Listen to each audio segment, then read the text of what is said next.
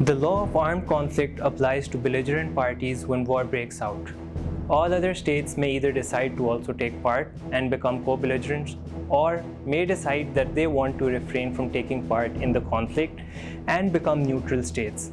The law of neutrality aims to localize war and limit hostilities between belligerents only so that international commerce is not unduly affected. Under customary international law, all states have the right to refrain from engaging in an armed conflict by adopting neutral status. The law of neutrality confers rights, notably that of inviolability, and imposes duties of impartiality and abstention on neutral states as well as belligerents in regard to neutral states, to respect their impartiality and insist upon inviolability. The law developed in the 19th and 20th centuries and rests upon the notion that neutral states are to be protected from the adverse effects of a conflict, whether physically or commercially, so long as they remain impartial and do not participate in it. In order to remain neutral, a state must not engage in hostilities directly or indirectly, nor provide military assistance to parties to the conflict through personnel, material, or financial aid, nor allow its territory to be used as a base of military operations, as a sanctuary, or as a means of passage for a belligerent. Classical neutrality has been described as a reflex reaction to war, as it aims to limit hostilities